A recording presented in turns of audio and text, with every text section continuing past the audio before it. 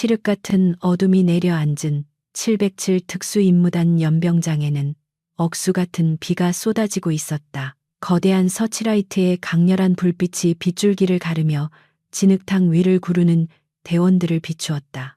그들의 거친 숨소리와 기합 소리는 빗소리에 묻혀 희미하게 들려왔지만 그들이 뿜어내는 열기만큼은 차가운 밤 공기를 뚫고 피어올랐다. 연단 위에는 검은 우의를 입은 한 여성이 미동도 없이 그 광경을 지켜보고 있었다. 그녀는 대한민국 육군 소장 강지원이었으며 살아있는 전설로 불리는 707 부대의 최고 지휘관이었다. 그녀의 눈빛은 퍼붓는 비보다 더 차갑고 날카롭게 빛나며 훈련 중인 대원들의 동작 하나하나를 놓치지 않고 있었다. 강지원은 단순한 고위 장교가 아니었다. 그녀는 특전사 하사관으로 군 생활을 시작해 자신의 능력만으로 보이지 않는 유리천장을 부수고 장군의 반열에 오른 입지전적인 인물이었다. 병사들은 그녀를 백호라고 부르며 두려워하면서도 깊이 존경했다. 훈련 상황을 점검하는 그녀의 자세에는 빈틈이 없었고 작은 실수 하나도 용납하지 않는 완벽주의적인 성향이 고스란히 드러났다. 차가운 빗물이 그녀의 모자챙을 타고 흘러내려 뺨을 적셨지만 그녀는 장갑 낀 손으로 난간을 꽉 쥔 채 시선을 떼지 않았다. 오늘 밤 훈련은 실전을 방불케 하는 고강도로 진행되고 있었고 그녀는 아직 만족스러운 표정을 짓지 않았다. 그때 그녀의 전투복 안주머니에서 미세하지만 분명한 진동이 느껴졌다. 훈련 중에는 절대로 개인적인 연락을 받지 않는 것이 그녀의 철칙이었기에 강지원은 잠시 무시하려 했다.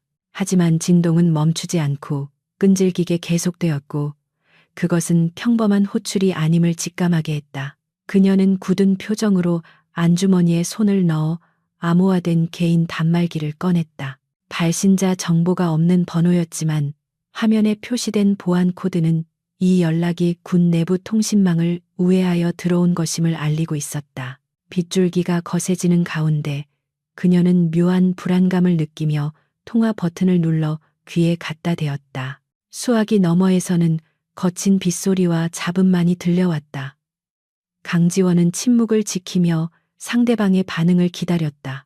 잠시 후 끊어질 듯 위태로운 숨소리가 들려왔고 물기가 가득 어린 공포에 질린 목소리가 흘러나왔다. 그것은 성인 남성의 목소리였지만 마치 겁에 질린 어린아이처럼 떨리고 있었다. 상대방은 누구인지 밝히지도 못한 채 고통을 참는 듯한 신음을 흘렸다. 강지원의 미간이 좁혀졌다. 이 시간에 보안 회선을 뚫고 자신에게 전화를 걸 수 있는 사람은 극히 드물었다. 그녀는 직감적으로 상황이 심상치 않음을 깨달았다. 여보세요, 누구십니까? 소속과 이름을 밝히십시오. 강지원의 목소리는 낮고 단호했지만 그 안에는 상대방을 안심시키려는 의도가 담겨 있었다. 그러자 수화기 너머의 목소리가 흐느끼며 대답했다. 교관님, 아니 장군님, 저예요. 민준입니다. 김민준입니다.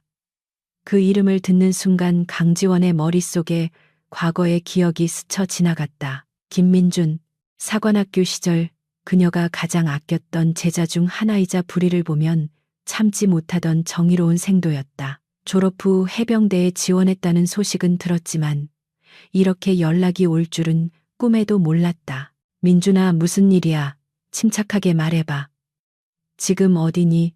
강지원의 목소리 톤이 급격히 바뀌었다. 엄격한 지휘관의 가면이 벗겨지고 제자를 걱정하는 스승의 다급함이 묻어났다. 하지만 민준의 대답은 절망적이었다. 살려주세요. 교관님, 제발. 여기는 지옥입니다. 그들이 저를 죽이려고 합니다. 쿵 하는 둔탁한 소리와 함께 민준의 비명소리가 짧게 들렸다. 무언가 타격하는 소리, 그리고 거친 욕설이 배경음으로 들려왔다. 그것은 명백한 폭행의 현장이었다. 강지원의 손에 핏줄이 섰다. 김민준, 정신 차려. 위치가 어디야? 지금 당장 말해. 강지원이 소리쳤지만 돌아오는 것은 민준의 희미해져가는 목소리뿐이었다. 해병 1사단 3구역 폐창고.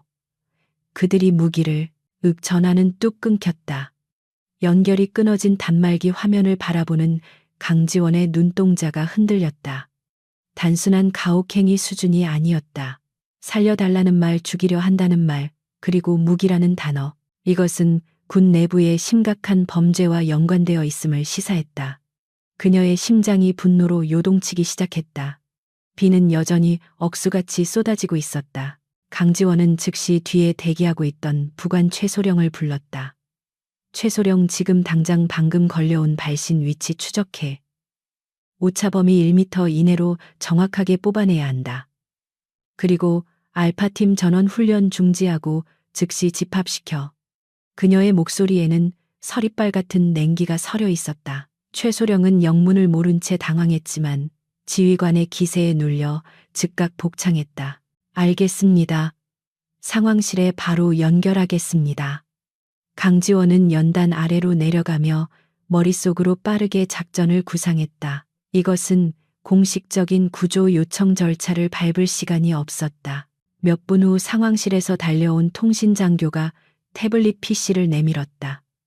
장군님 발신 위치 확인되었습니다.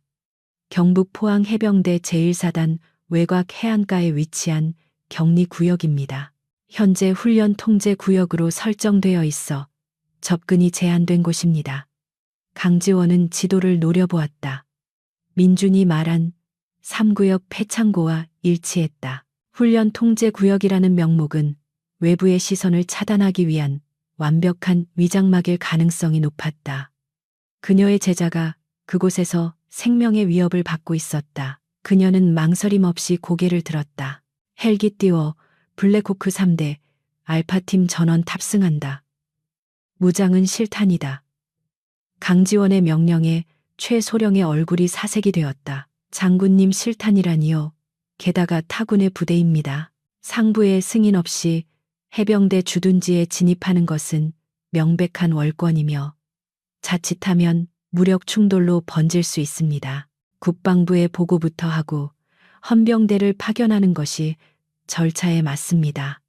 최소령의 말은 구구절절 옳았다. 하지만 강지원은 민준의 마지막 목소리를 기억하고 있었다. 보고하고 승인을 기다리는 그 짧은 시간 동안 민준은 죽을 수도 있었다. 강지원은 최소령을 차갑게 쏘아보았다. 그녀의 눈빛은 그 어느 때보다 단호했다. 보고 절차 밟다가 내 새끼가 죽으면 네가 책임질 건가? 모든 책임은 내가 진다. 군법 회의에 회부되든 옷을 벗든 내가 감당해. 지금 당장 내 명령대로 이행해. 5분 내로 이륙하지 못하면 관련자 전원 영창 보낼 줄 알아. 그녀의 기백에 눌린 최소령은 더 이상 토를 달 수 없었다. 그는 즉시 무전기에 대고 고함을 치기 시작했다. 전원 탑승 실탄 지급 반복한다. 실탄 지급 비상 상황이다. 연병장의 비상 사이렌이 울려 퍼지기 시작했다. 진흙탕을 구르던 알파팀 대원들은 사이렌 소리에 즉각 반응하여 일사불란하게 움직였다.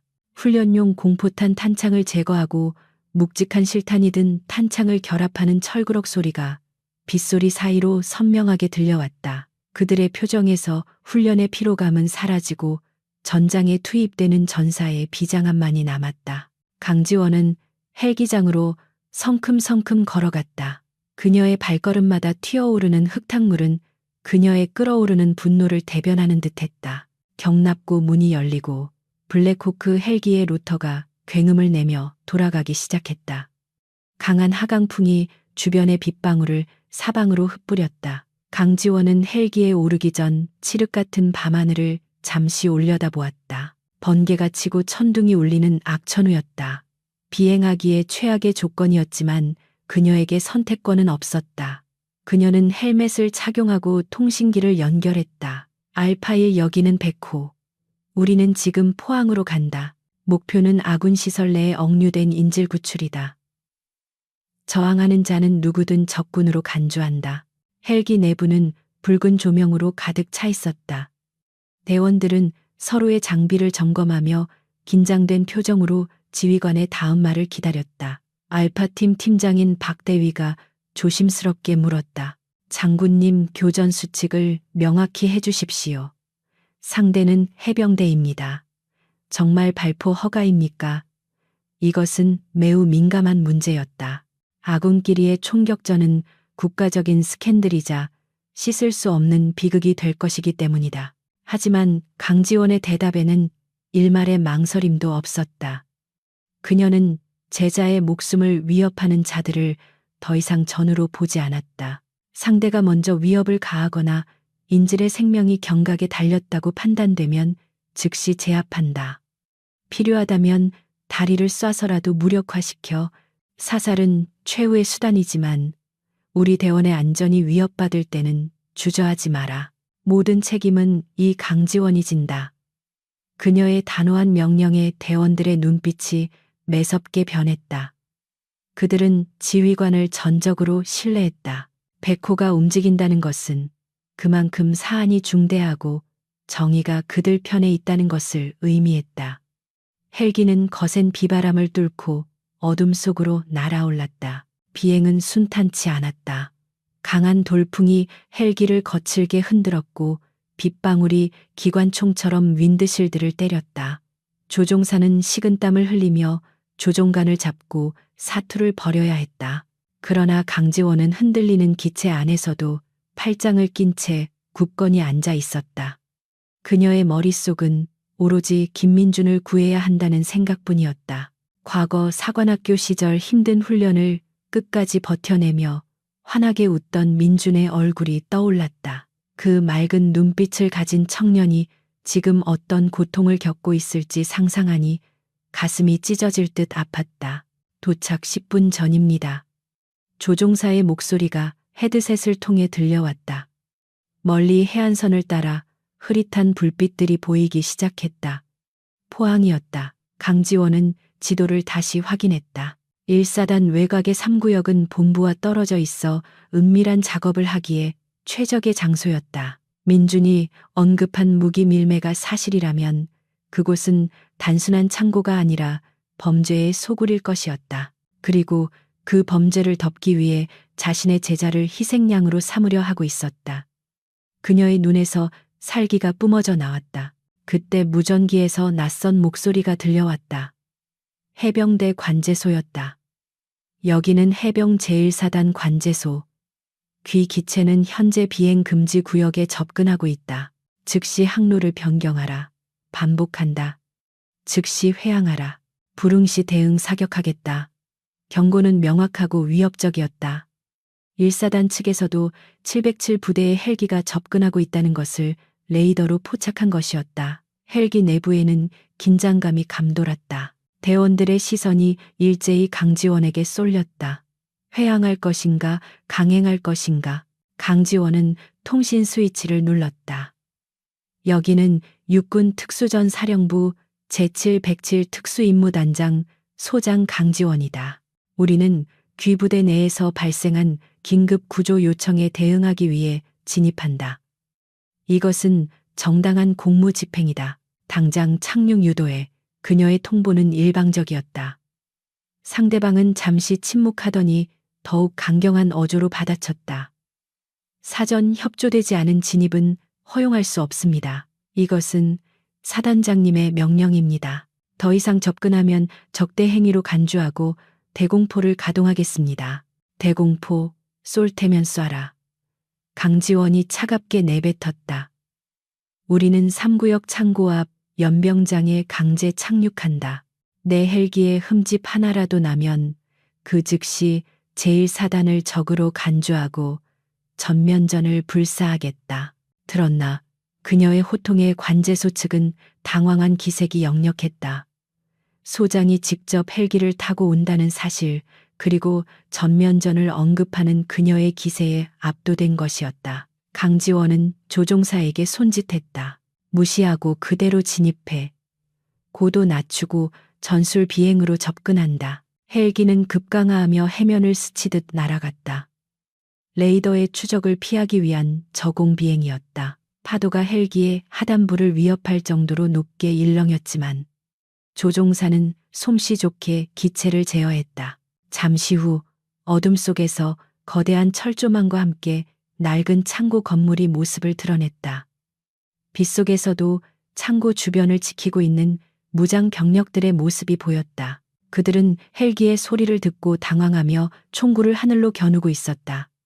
상황은 일촉즉발이었다. 착륙 준비대원들 하강 즉시 경계태세 갖춰 강지원의 명령이 떨어지자마자 헬기는 창고 앞 공터에 거칠게 내려앉았다. 랜딩 기어가 땅에 닿기도 전에 문이 열렸고 알파팀 대원들이 빗속으로 뛰어내렸다. 그들은 순식간에 부채꼴 모양으로 산계하여 창고 입구를 조준했다. 해병대 경계병들도 당황하며 총을 겨눴지만 최정예 707 대원들의 압도적인 기세와 살기에 눌려 섣불리 방아쇠를 당기지 못했다. 마지막으로 강지원이 헬기에서 내렸다. 검은 우의 자락을 휘날리며 걸어 나오는 그녀의 모습은 마치 지옥에서 올라온 사신과도 같았다. 헬기의 로터 바람과 쏟아지는 비가 그녀를 가로막았지만 그녀는 개의치 않고 뚜벅뚜벅 앞으로 걸어 나갔다. 그녀의 앞을 가로막은 해병대 중위가 떨리는 목소리로 소리쳤다. 멈추십시오. 이곳은 통제 구역입니다. 더 이상 오시면 발포하겠습니다. 강지원은 그를 싸늘하게 내려다보며 권총을 뽑아들었다. 이제 전쟁의 시작이었다. 폭우가 쏟아지는 해병대 제1사단 외곽 초소 앞은 팽팽한 긴장감으로 터질 듯했다. 707 특수임무단을 태운 블랙호크 헬기의 로터가 멈추지 않고 돌아가며 거센 바람을 일으키고 있었고 그 바람은 빗줄기를 수평으로 날려 병사들의 시야를 가렸다. 강지원 소장의 앞을 가로막은 것은 새파랗게 젊은 해병대 중위였다. 그는 우비를 입고 있었지만 헬멧 아래로 흘러내리는 것이 빗물인지 식은땀인지 분간할 수 없을 정도로 얼굴이 젖어 있었다. 그의 손에는 K 소총이 들려 있었고 총구는 미세하게 떨리고 있었지만 분명히 강지원의 가슴팍을 향하고 있었다. 그는 자신의 눈앞에 있는 여성이 군내에서 어떤 위상을 가진 인물인지 익히 들어 알고 있었지만 직속상관의 명령을 어길 수는 없는 노릇이었다. 강지원은 중위의 총구를 전혀 개의치 않는다는 듯 한 발짝 더 다가갔다. 그녀의 검은 전투복 위에는 소장 계급장이 빗물에 젖어 차가운 은빛을 내뿜고 있었다. 그녀는 고글을 벗어 손에 쥐고 중위의 눈을 똑바로 응시했다. 그 눈빛은 폭풍우 속에서도 흔들리지 않는 등대처럼 강렬했고 동시에 상대를 압도하는 무거운 위압감을 담고 있었다. 그녀의 뒤로는 완전 무장한 알파팀 대원들이 그림자처럼 서서 언제든 사격할 준비를 마친 상태였다. 강지원의 입술이 천천히 열리며 낮지만 또렷한 목소리가 빗소리를 뚫고 울려 퍼졌다. 중위 자네의 소속과 관등 성명을 다시 한번 명확히 대라. 지금 자네가 누구에게 총을 겨누고 있는지 인지하고 있는가? 중위는 마른 침을 삼키며 대답하려 했지만 목소리가 잘 나오지 않았다. 그는 헛기침을 한 번 하고는 악을 쓰듯 소리쳤다. 해병 제1사단 헌병대 소속 일중대장 중위 최영진입니다. 현재 이곳은 박성훈 대령님의 특별 지시로 인해 민간인 및 타 부대원의 출입이 엄격히 통제된 구역입니다. 아무리 장군님이라도 사전 승인 없이는 한 발짝도 들이실 수 없습니다. 즉시 병력을 물리고 돌아가십시오. 이것은 경고가 아니라 최후 통첩입니다. 최중위의 목소리에는 두려움과 오기가 섞여 있었다. 그는 자신이 무너지는 순간 뒤에 있는 부하들도 모두 무너질 것이라는 것을 직감하고 필사적으로 버티고 있었다. 강지원은 최중위의 말에 코웃음을 쳤다. 박성훈 대령의 특별 지시라. 그 지시가 대한민국 국군 조직법과 군형법보다 위에 있는가? 나는 지금 긴급군안 신호를 받고 출동했다. 내 제자가 그리고 대한민국 군인이 이곳에서 불법적으로 감금당하고 생명을 위협받고 있다는 명백한 증거를 가지고 왔다. 자네는 지금 범죄 현장을 은폐하려는 자들의 공범이 되려는 건가? 그녀의 말은 정곡을 찔렀다. 최중위의 눈동자가 심하게 흔들렸다. 그 역시 최근 부대 내에서도는 흉흉한 소문을 모르지 않았다.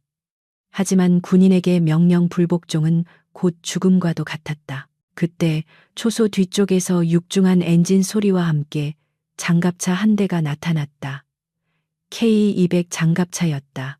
장갑차는 요란한 궤도 소리를 내며 707 대원들과 해병대 병력 사이를 가로막고 멈춰 섰다. 장갑차 상부에 장착된 M60 기관총의 사수가 총구를 강지원 쪽으로 돌렸다. 상황은 걷잡을 수 없이 악화되고 있었다. 단순히 소총으로 위협하는 수준을 넘어 중화기가 동원된 것이다. 알파 팀장 박대위가 즉시 강지원의 앞을 막아서며 소총을 겨누었고 나머지 대원들도 일제히 사격 자세를 취했다. 금방이라도 총탄이 오갈 것 같은 일촉즉발의 상황이었다. 강지원은 박대위의 어깨를 잡아 옆으로 비키게 했다. 그녀는 기관총 사수를 올려다보며 소리쳤다. 쏠 테면 쏘아라. 하지만 방아쇠를 당기는 순간 너희들은 대한민국 국군이 아니라 반란군으로 규정될 것이다. 내 몸에 총알이 박히는 즉시 하늘에 떠 있는 아파치 공격 헬기가 이 기지를 초토화시킬 것이다. 너희들의 부모님이 반란군의 가족으로 손가락질 받으며 살게 하고 싶다면 어디 한번 당겨봐.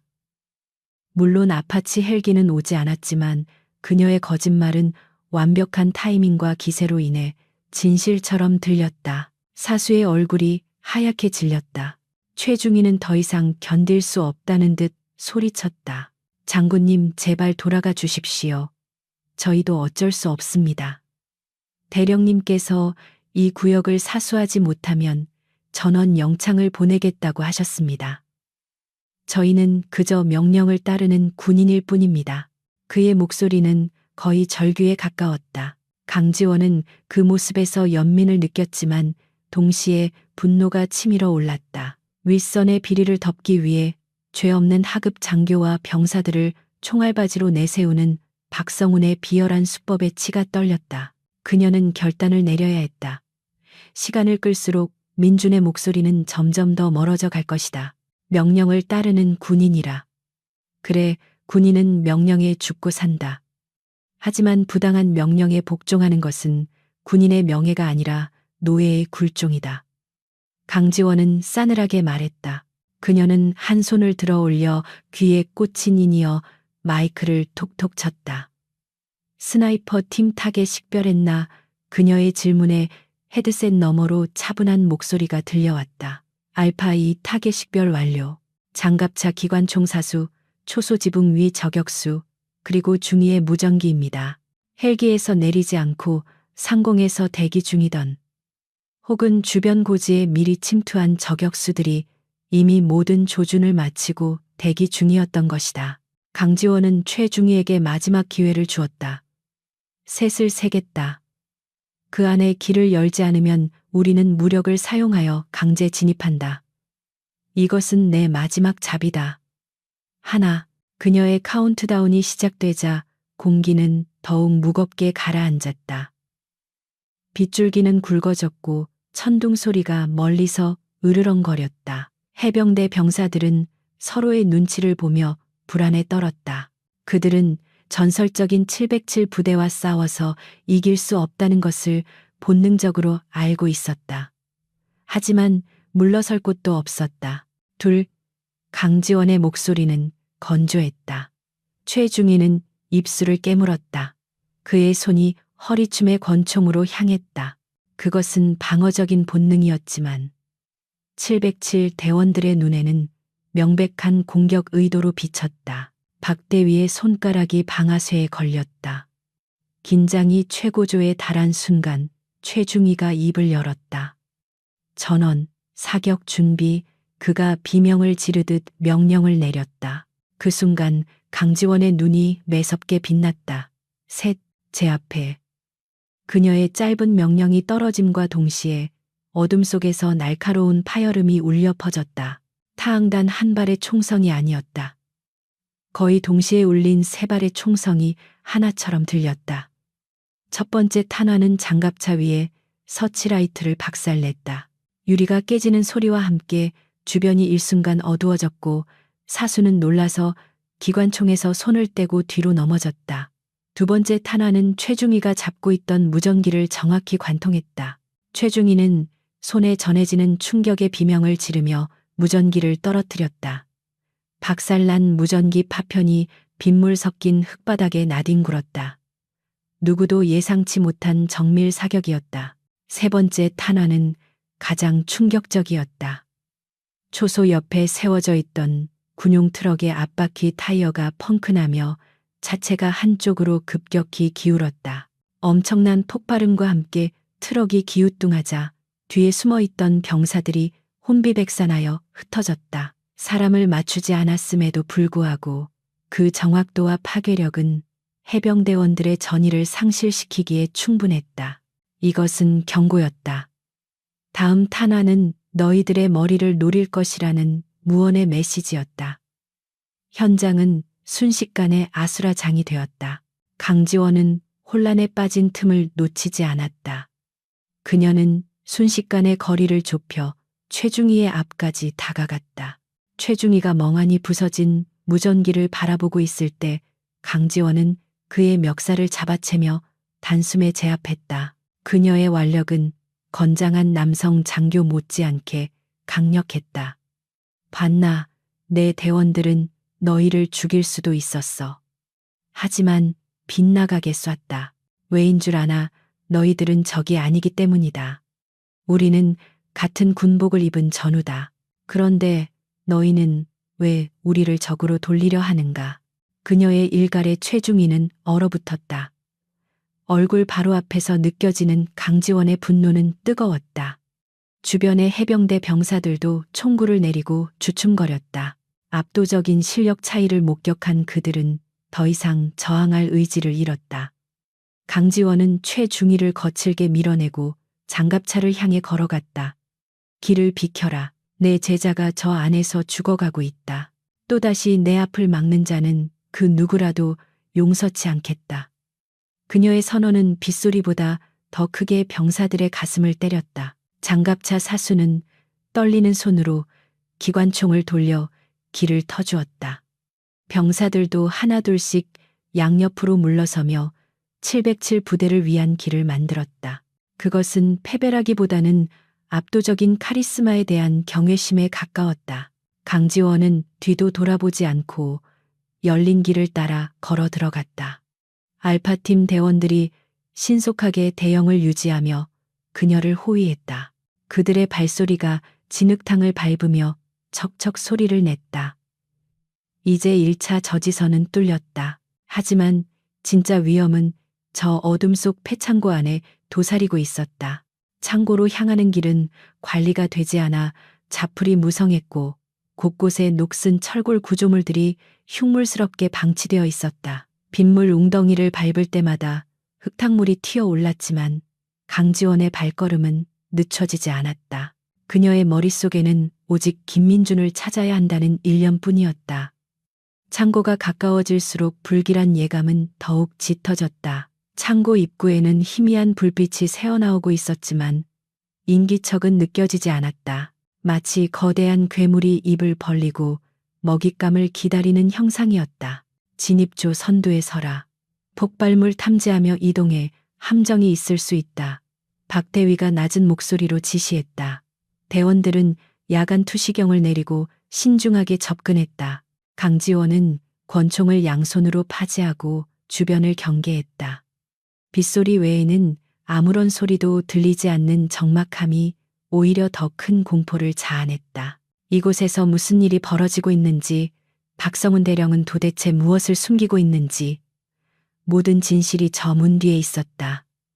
그녀는 깊은 숨을 들이쉬었다. 폐부 깊숙이 차가운 공기가 들어왔다. 창고 정문에 다다랐을 때 굳게 닫혀있던 철문이 끼익 소리를 내며 아주 조금 열려있는 것을 발견했다.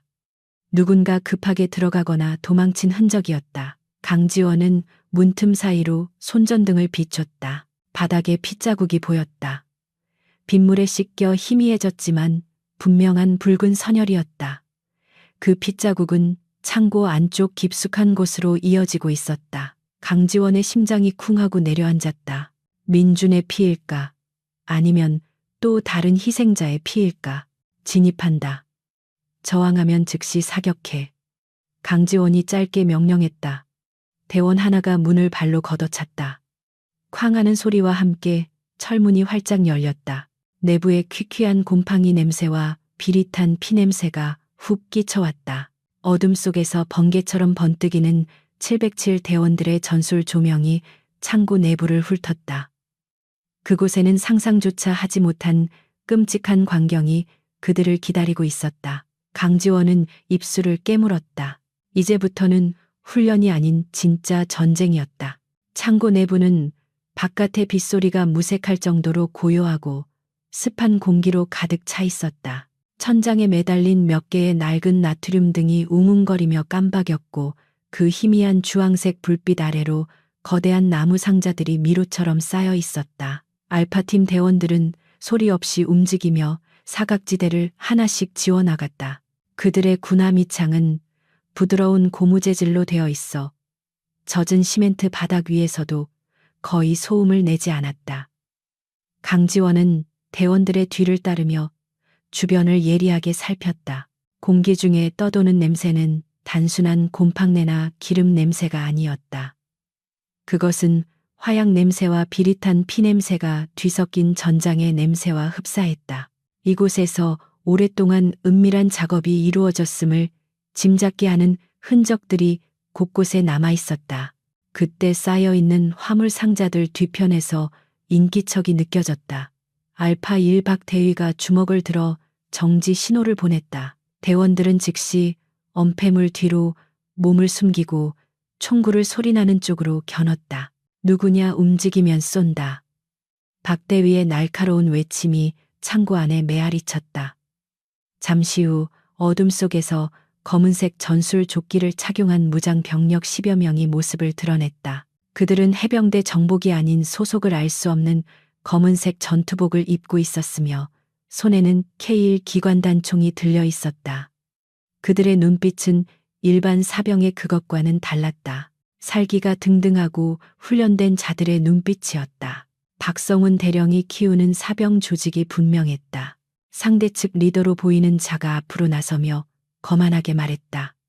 이곳은 통제 구역이다. 육군 나부랭이들이 감히 어디라고 기어들어와 살아서 나가고 싶으면 당장 무기 버리고 무릎 꿇어라. 그는 강지원의 계급장을 보고도 전혀 위축되지 않았다. 오히려 비웃음을 흘리며 방아쇠에 손가락을 걸었다. 강지원은 그자의 태도에서 이곳이 군법이 통하지 않는 무법지대임을 확신했다. 그녀는 천천히 대원들 앞으로 걸어나갔다. 육군 나부랭이라. 자네는 상관에 대한 예우도 배우지 못했나 보군. 소속과 관등 성명을 대라. 아니면 테러리스트로 간주하고 즉결 처분하겠다. 상관 내 상관은 오직 박성훈 대령님뿐이다. 사내의 고함과 함께 그가 총구를 들어 올리려 했다. 하지만 강지원의 반응이 훨씬 빨랐다. 그녀는 눈 깜짝할 사이에 거리를 좁혀 사내의 총열을 왼손으로 쳐내고 오른손으로 그의 턱을 정확히 가격했다. 억하는 단말마와 함께 사내는 뒤로 나뒹굴었다.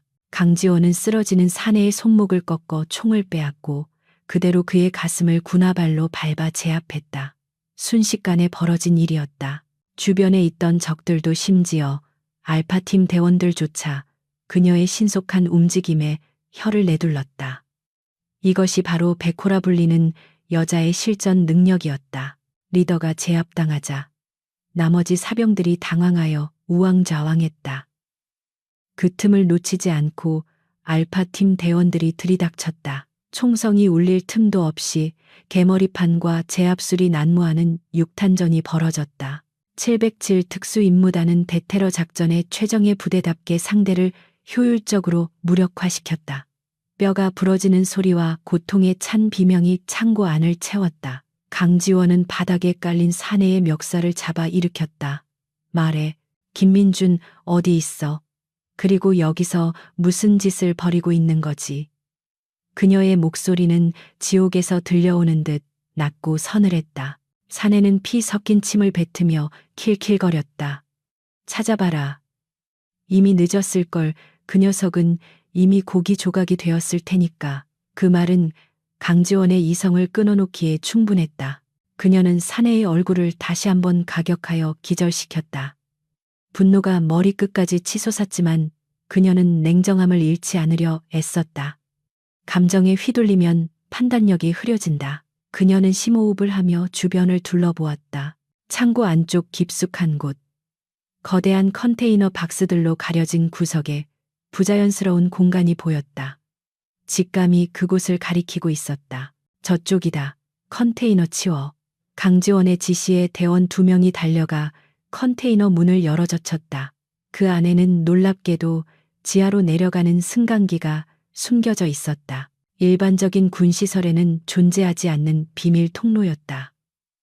승강기 문에는 최신식 전자도어록이 설치되어 붉은 빛을 깜빡이고 있었다. 통신장비 담당 대원이 즉시 달려들어 해킹 장비를 연결했다. 암호화 수준이 높습니다. 군용 코드가 아니라 사설 보안 시스템입니다. 뚫는데 시간이 좀 걸리겠습니다. 대원의 이마에 땀방울이 맺혔다. 1분 1초가 급한 상황이었다.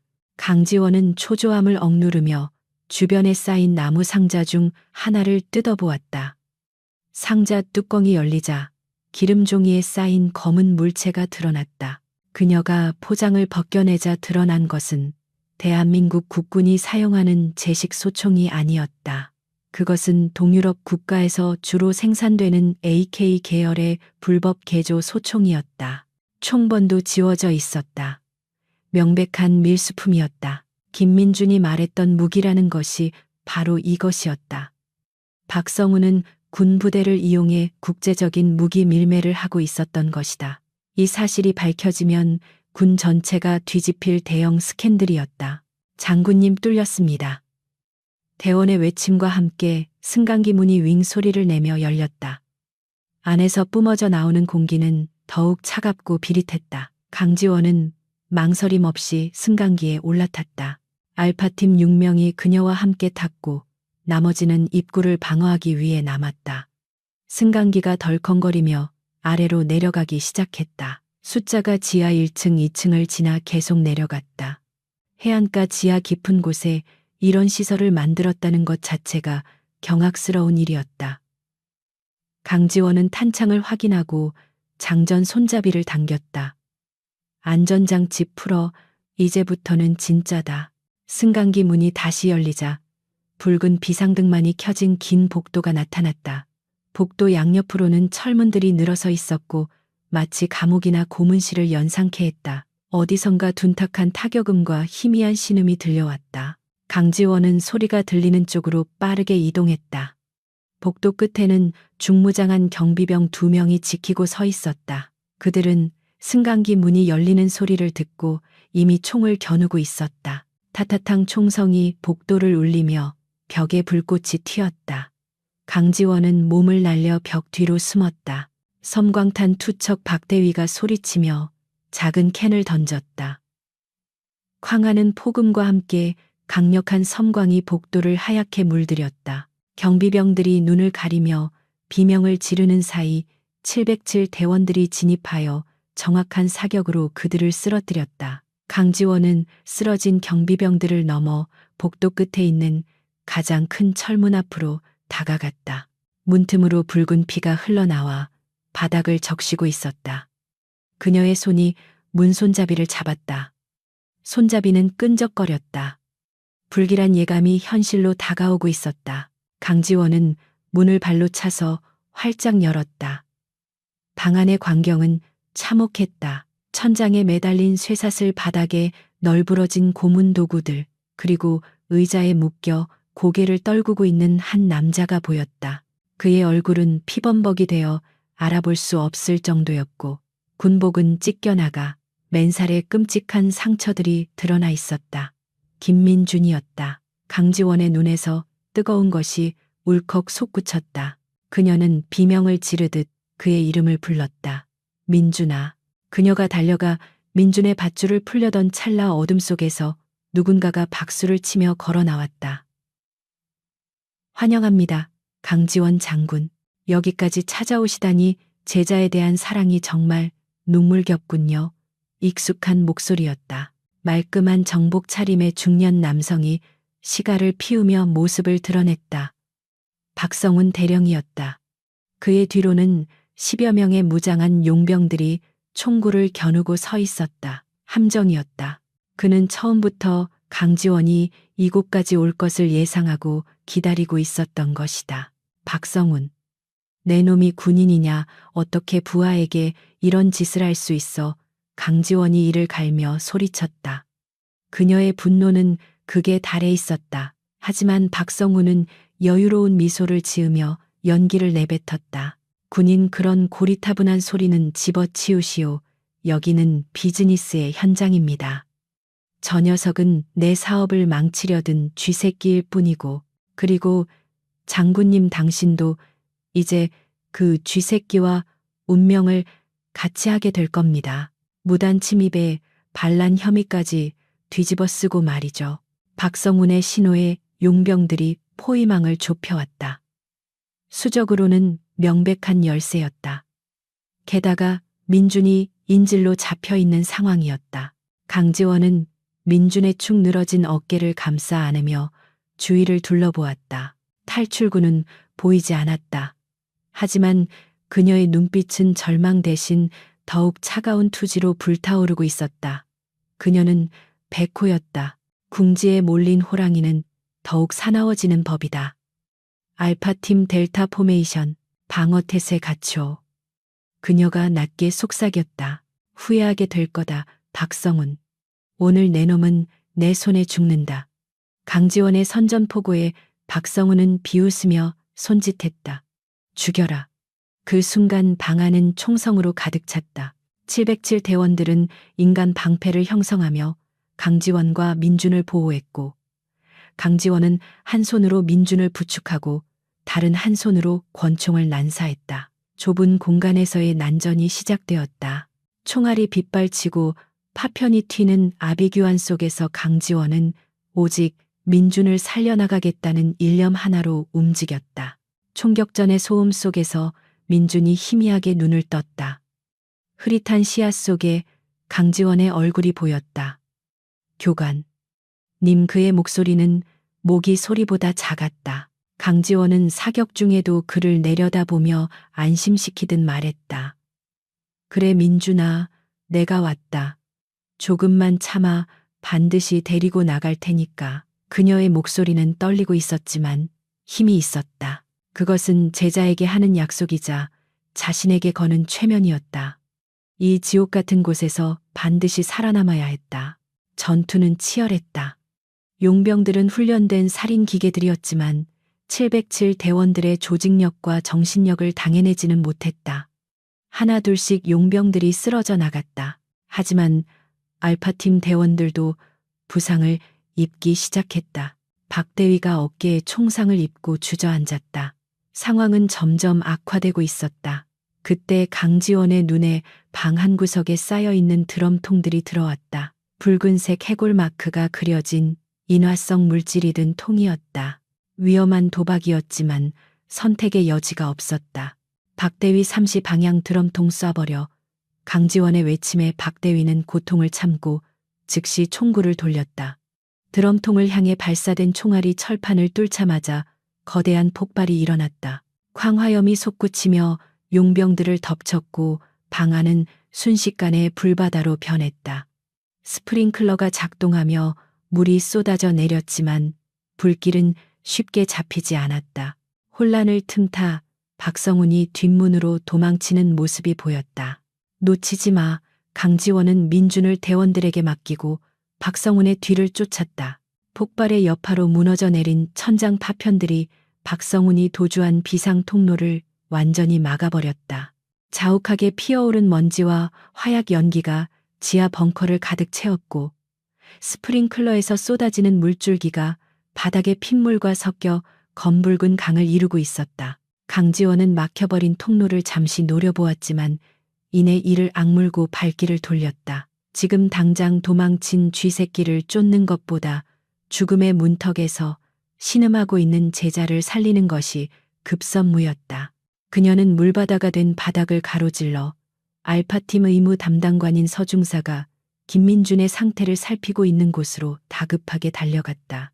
서중사는 땀과 빗물로 범벅이 된 얼굴로 민준의 찢어진 군복을 걷어내고 있었다. 드러난 민준의 몸은 그야말로 처참했다. 성한 구석이라곤 찾아볼 수 없을 정도로 온몸이 멍과 상처로 뒤덮여 있었다. 서중사가 떨리는 목소리로 보고했다. 상태가 매우 위중합니다.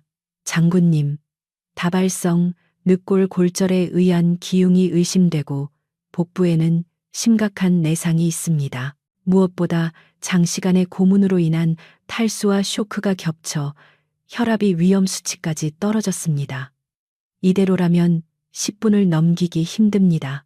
강지원은 무릎을 꿇고 민준의 차가운 손을 잡았다. 얼음장처럼 차가운 체온이 장갑 너머로 전해져 왔다. 과거 사관학교 시절 그 누구보다 강인한 체력과 정신력을 자랑하던 해병대 장교의 모습은 온데간데 없었다. 오직 고통에 일그러진 창백한 얼굴만이 그가 겪었을 지옥 같은 시간을 짐작게 했다. 강지원의 가슴 깊은 곳에서 뜨거운 것이 울컥 치밀어 올랐다. 이것은 전쟁터에서 적에게 당한 부상이 아니었다. 믿었던 전우와 상관에게 당한 배신의 상처였다. 민준아, 내 목소리 들리니? 교관님 왔다. 정신줄 놓으면 안 돼. 알겠어. 강지원이 민준의 귓가에 대고 호소하듯 외쳤. 민준의 눈꺼풀이 파르르 떨리더니 아주 느릿하게 떠졌다. 초점이 맞지 않는 탁한 눈동자가 허공을 헤매다가 간신히 강지원의 얼굴을 찾아냈다. 그의 입술이 달싹였지만 목소리는 나오지 않았다. 그는 피 섞인 거품을 입가에 흘리며 무언가를 말하려 애쓰고 있었다. 강지원은 귀를 그의 입술 가까이 가져다 대었다. 교관님, 저기 벽 뒤에. 민준의 목소리는 모기 소리보다 작았고 숨이 뚝뚝 끊어지고 있었다. 그는 간신히 손가락을 들어 방 안쪽의 벽면을 가리켰다. 박성훈이 도망치기 전까지 머물던 책상 뒤편의 벽이었다. 겉보기에는 평범한 콘크리트 벽처럼 보였지만 민준의 눈빛은 확신에 차 있었다. 강지원은 고개를 끄덕이며 그의 손을 꽉 쥐어주었다. 알았다. 말하지 마. 힘아껴. 강지원은 즉시 박대위에게 눈짓했다. 박대위. 민준이가 가리킨 저 벽을 조사해. 뭔가 있다. 박대위와 대원 2명이 즉시 벽면으로 다가갔다. 그들은 전술 조명으로 벽을 비추며 꼼꼼히 살폈다. 잠시 후 박대위가 벽에 걸린 대형 작전 지도 뒤에서 미세한 틈새를 발견했다. 지도를 뜯어내자 그 뒤에는 지문 인식기가 달린 소형 금고가 매립되어 있었다. 이것은 단순한 무기고가 아니라 박성훈의 모든 비밀이 숨겨진 금고였던 것이다. 폭파해. 강지원의 짧고 단호한 명령이 떨어졌다. 기술부사관이 소형 성형 작약을 금고의 경첩 부위에 부착했다. 폭파 준비 완료. 셋, 둘, 하나. 쾅하는 둔탁한 소음과 함께 금고 문이 찌그러지며 튕겨나갔다. 연기가 거치자 드러난 금고 안에는 현금 다발이나 금괴가 아닌 대용량 외장 하드디스크와 두꺼운 서류 파일들이 빼곡히 들어있었다. 그것들은 박성훈이 목숨처럼 지키려 했던, 그리고 김민준을 죽여서라도 덮으려 했던 진실의 파편들이었다. 강지원은 서류 파일을 꺼내 첫 장을 넘겼다. 그곳에 적힌 내용은 그녀의 상상을 초월하는 것이었다. 단순한 무기 밀매가 아니었다. 이권 개입, 군사 기밀 유출, 그리고 마약 밀수 조직과의 연계까지 상세히 기록되어 있었다. 더욱 충격적인 것은 거래 장부에 적힌 이름들이었다. 군단급 지휘관, 국방부 고위 관료, 심지어 정치권 인사들의 실명이 줄줄이 나열되어 있었다.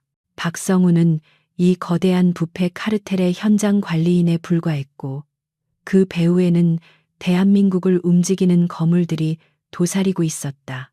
이것 때문이었군. 강지원의 손이 부들부들 떨렸다. 김민준은 우연히 혹은 의도적으로 이 엄청난 비밀에 접근했던 것이다. 정의감 넘치는 그가 이것을 묵인할 리 없었을 것이고 박성훈과 그 일당은 그를 회유하려다 실패하자 제거하기로 마음먹은 것이었다. 이 고문실은 단순히 정보를 캐내기 위한 곳이 아니라 민준의 의지를 꺾고 그를 폐인으로 만들어 영원히 입을 다물게 하려는 목적이었다. 서류 한쪽에는 김민준 처리 계획이라는 끔찍한 제목의 문서도 포함되어 있었다. 그때 서중사의 다급한 외침이 들려왔다. 장군님, 환자 쇼크 왔습니다. 심정지입니다. 강지원은 서류를 내던지고 민준에게 달려갔다. 심전도 모니터가 요란한 경고음을 내며 일자선을 그리고 있었다. 서중사가 즉시 심폐소생술을 시작했다. 하나 둘 셋 넷 흉부를 압박하는 둔탁한 소리가 지하 벙커에 울려 퍼졌다. 강지원은 민준의 창백한 얼굴을 보며 입술을 깨물었다. 네가 밝혀낸 진실을 네 눈으로 봐야 할 것 아니야. 제발 숨을 쉬어. 강지원은 무전기를 집어들어 악을 썼다. 헬기 당장 착륙해. 당장. 그러나 수화기 너머 조종사의 목소리는 난처함으로 가득 차 있었다. 여기는 알파 1 착륙 불가합니다. 현재 해병대 병력이 활주로를 차량으로 막고 대공화기를 조준하고 있습니다. 접근 시 격추하겠다는 경고를 받았습니다. 박성훈이 도망치면서 외부에 손을 쓴 것이 분명했다. 자신의 치부를 덮기 위해 아군의 헬기까지 격추하려 드는 광기에 강지원은 치를 떨었다. 격추 웃기지 말라고 해. 강지원의 눈빛이 야수처럼 변했다. 그녀는 무전 채널을 전체 개방으로 돌리고 해병대 주파수에 직접 접속했다. 여기는 육군 특수전사령부 소장 강지원이다. 지금 내 헬기의 착륙을 방해하는 자가 누구냐?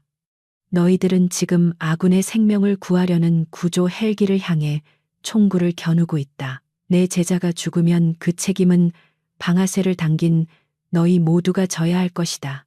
당장 차량 치우고 길을 열어라. 3분 준다.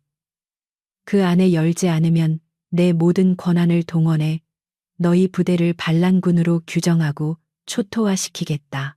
그녀의 서슬퍼런 일갈은 해병대 통신망 전체에 울려 퍼졌다. 잠시 정적이 흘렀다. 현장 지휘관들도 갈등하고 있을 것이 분명했다. 박성훈의 명령을 따를 것인가?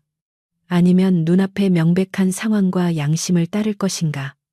그때 심폐소생술을 하던서 중사가 외쳤다. 심박 돌아왔습니다. 하지만 미약합니다. 지금 당장 이송해야 합니다. 민준이 기적적으로 숨을 틔웠지만 시간은 정말 얼마 남지 않았다. 들었나? 환자가 살아있다. 당장 길 열어.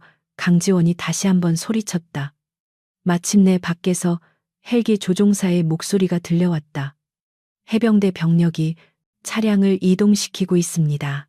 착륙 공간 확보되었습니다. 진입합니다. 양심 있는 병사들이 움직인 것이다. 혹은 강지원의 기세에 눌린 것이든 상관없었다. 중요한 것은 길이 열렸다는 사실이었다. 강지원은 안도의 한숨을 내쉬며 대원들에게 손짓했다. 빨리 옮겨서 중사 이동 중에도 계속 처치해. 대원 4명이 민준을 들것에 싣고 달리기 시작했다. 강지원은 그들의 뒤를 따르며 엄호했다. 밖으로 나오자 거센 비바람과 함께 헬기의 서치라이트 불빛이 그들을 맞이했다. 해병대원들은 멀찍이 물러서서 그 광경을 지켜보고 있었다. 그들의 표정에는 혼란과 두려움이 섞여 있었다. 강지원은 그들을 탓할 시간이 없었다. 민준을 헬기 내부에 싣는 것을 확인하고 나서야 그녀는 발걸음을 멈췄다.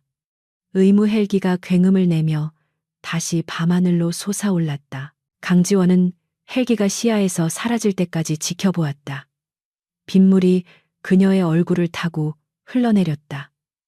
이제 가장 중요한 임무는 완수했다. 민준은 살아서 병원으로 갈 것이다. 하지만 그녀의 임무는 아직 끝나지 않았다. 아니, 이제부터가 진짜 시작이었다. 그녀는 품속에 챙겨둔 박성훈의 비리 장부와 외장 아들을 꺼내 방수팩에 단단히 밀봉했다. 이것은 단순한 증거가 아니라 썩어 빠진 환부를 도려낼 수술 칼이었다.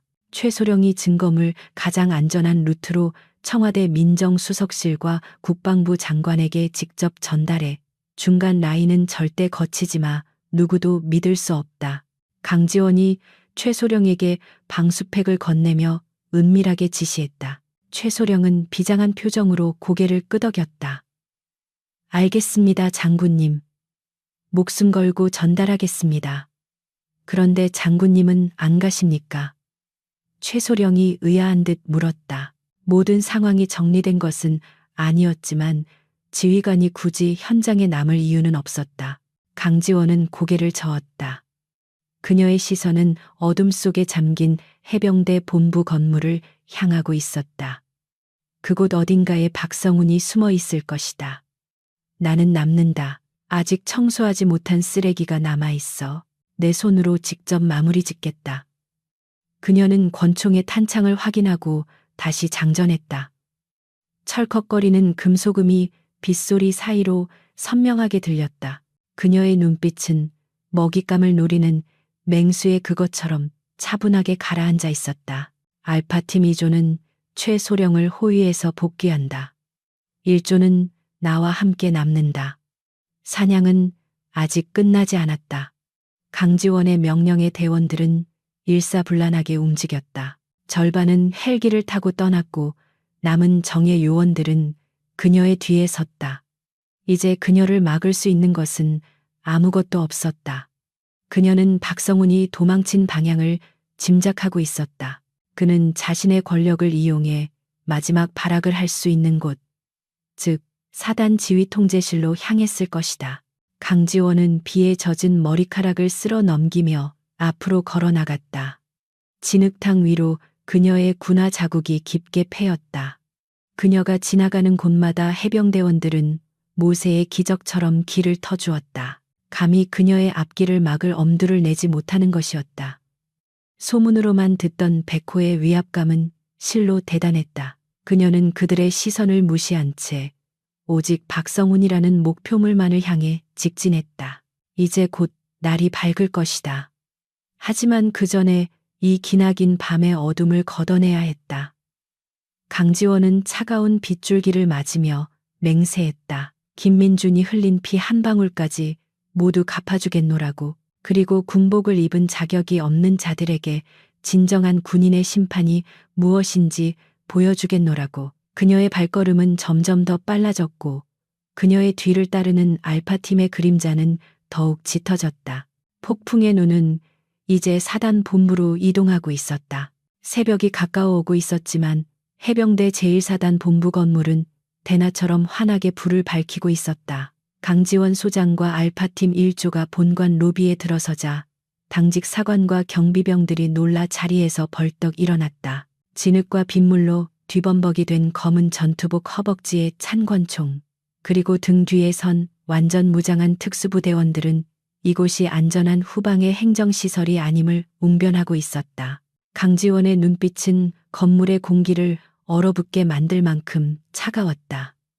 그녀는 경비병들이 제지할 틈도 주지 않고 중앙 계단을 향해 성큼성큼 걸어갔다. 그녀의 군화 소리가 대리석 바닥을 울릴 때마다 로비에 있던 모든 인원의 심장이 덩달아 쿵쿵 뛰는 듯했다. 계단 입구를 지키던 헌병 2명이 곤봉을 들고 앞을 막아섰지만 그들의 표정은 공포로 질려 있었다. 정지, 이곳은 사단장님과 참모들만 출입할 수 있는 통제 구역입니다. 신분을 확인해 주십시오. 헌병의 목소리는 떨리고 있었다.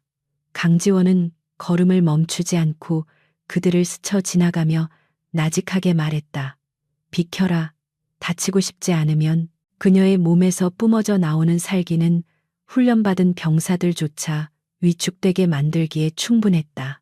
헌병들은 마치 보이지 않는 힘에 밀려나듯 저절로 뒷걸음질 쳤고 강지원은 거침없이 2층 상황실로 향했다. 그녀의 뒤를 따르는 알파팀 대원들의 총구는 전방과 후방을 완벽하게 경계하고 있었다. 2층 복도는 팽팽한 긴장감으로 가득 차 있었다.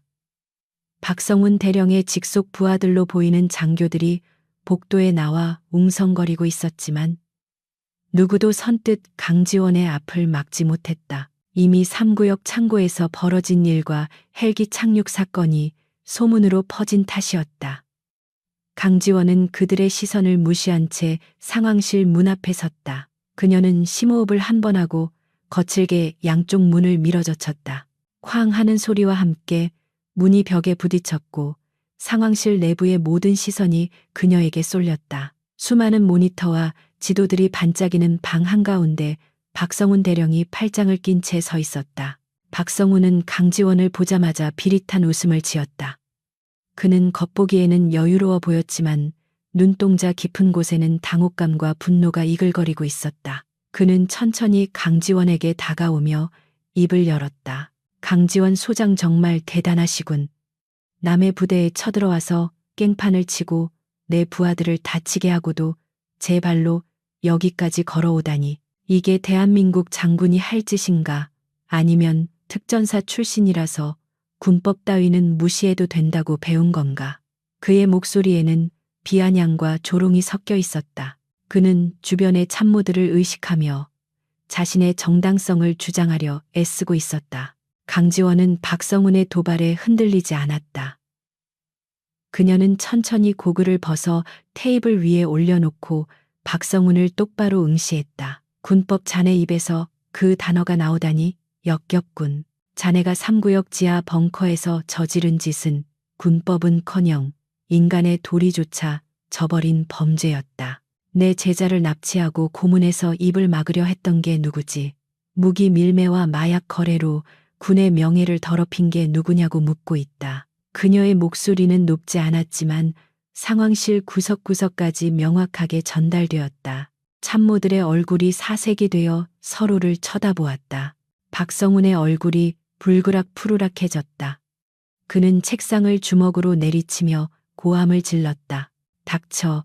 어디서 증거도 없는 헛소리를 짓거리는 거야.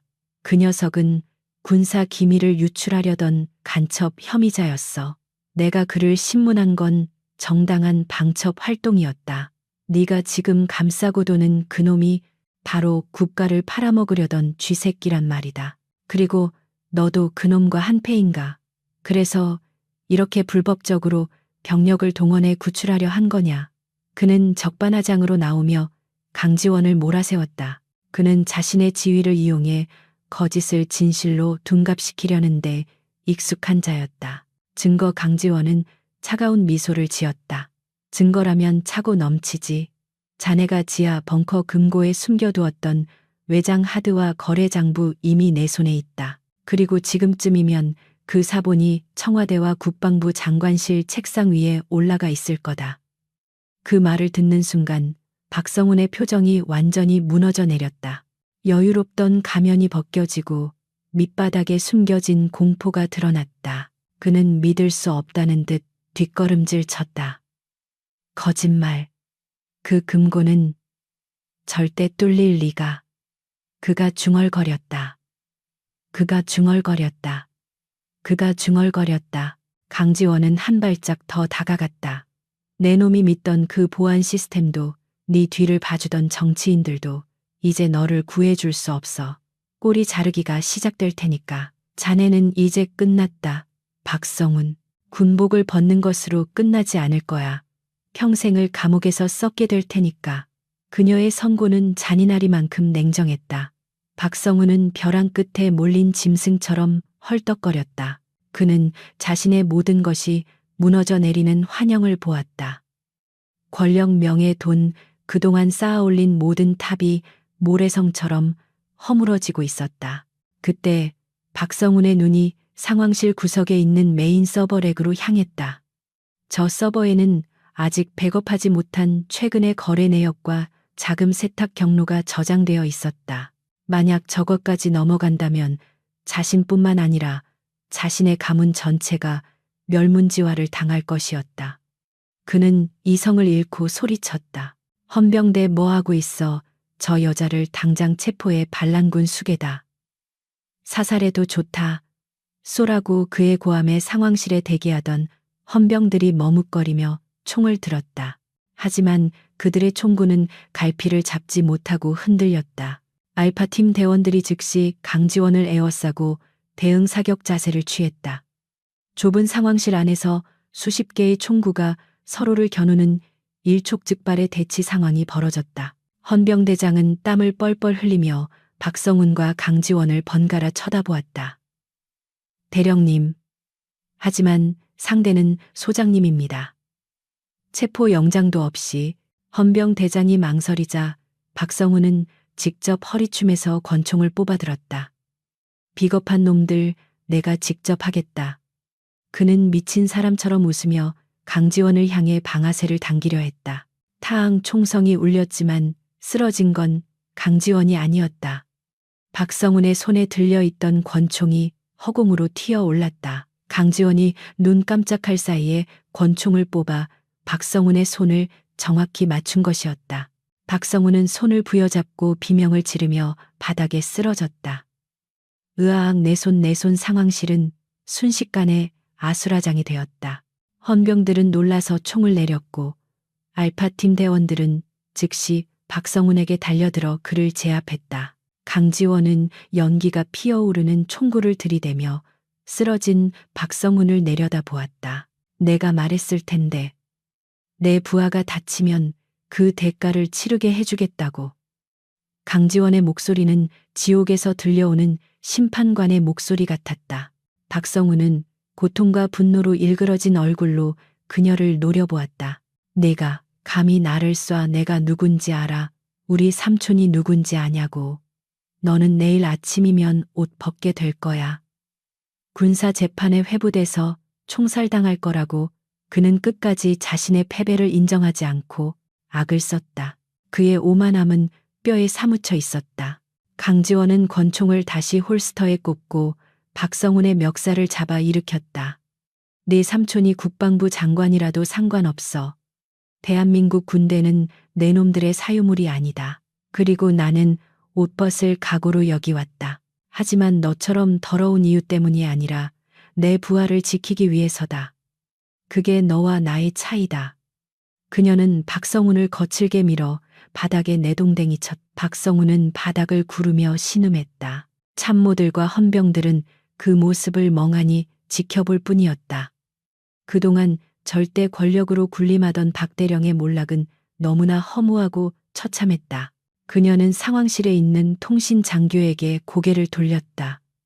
지금 당장 국방부 직통회선 연결해. 장관님과 직접 통화하겠다. 통신 장교는 얼떨결에 예, 알겠습니다. 라고 대답하고 급히 콘솔을 조작했다. 강지원은 박성훈이 파괴하려 했던 서버렉으로 다가가 알파팀 기술 담당에게 눈짓했다. 이 서버 지금 당장 봉인하고 데이터 확보해. 하나도 빠짐없이 긁어모아. 기술 담당 대원이 즉시 장비를 연결했다. 박성훈은 바닥에 엎드린 채 그 모습을 지켜보며 절망적인 신음을 흘렸다.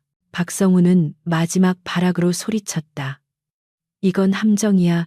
조작된 증거라고. 나는 억울해. 나는 국가를 위해 일했을 뿐이야.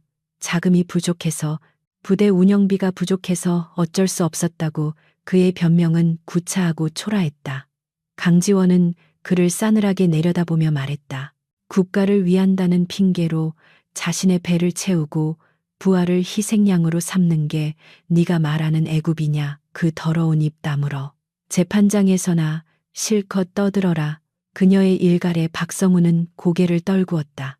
상황실의 분위기는 완전히 강지원에게 넘어왔다. 헌병들도 이제는 사태를 파악하고 박성훈을 경계하는 눈빛으로 바라보았다. 강지원은 수화기를 건네받았다. 국방부 장관의 목소리가 들려왔다. 강 소장, 도대체 무슨 일인가? 지금 자네 부대가 해병 1사단을 점거했다는 보고가 들어왔네. 사실인가?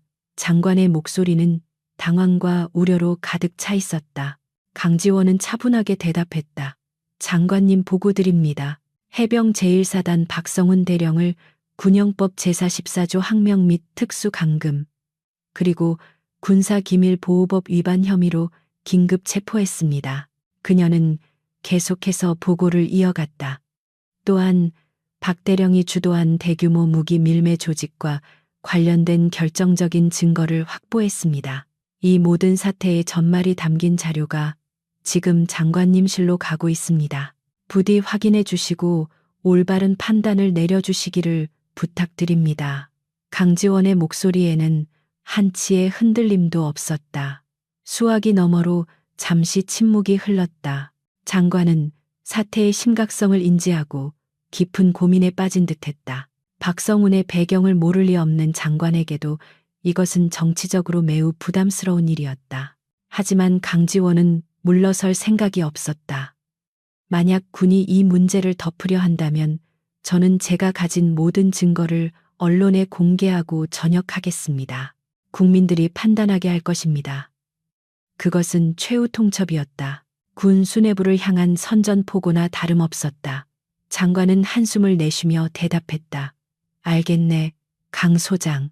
일단 현장을 통제하고 대기하게. 헌병대 수사관과 감사팀을 급파하겠네. 자네의 행동에 대한 책임을 묻는 건 그 다음 문제야. 전화를 끄는 강지원은 창밖을 바라보았다. 폭풍우가 지나간 새벽 하늘은 짙은 푸른색으로 변해 있었다. 비는 그쳤지만 바람은 여전히 차가웠다.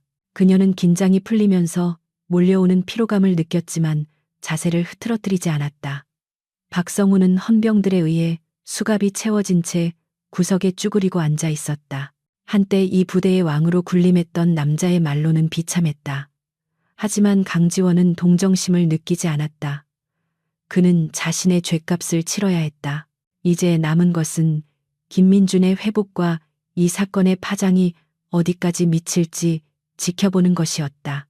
강지원은 알파 팀장 박대위에게 다가갔다. 박대위 부상당한 어깨는 괜찮나? 그녀가 걱정스럽게 묻자 박대위는 시구쓰며 대답했다. 찰과상입니다. 장군님이 쏘신 드럼통 덕분에 살았습니다. 오늘 정말 멋지셨습니다. 대원들은 지친 기색이 역력했지만 그들의 눈빛은 승리감으로 빛나고 있었다. 그들은 오늘 군인으로서 가장 명예로운 일을 해낸 것이었다. 그때 본부 건물 밖에서 헬기 소리가 들려왔다. 국방부에서 보낸 수사팀이 도착한 것이었다. 강지원은 옷매무새를 다듬고 다시 고글을 썼다. 이제부터는 총칼 없는 전쟁 정치와 법의 전쟁이 시작될 것이었다.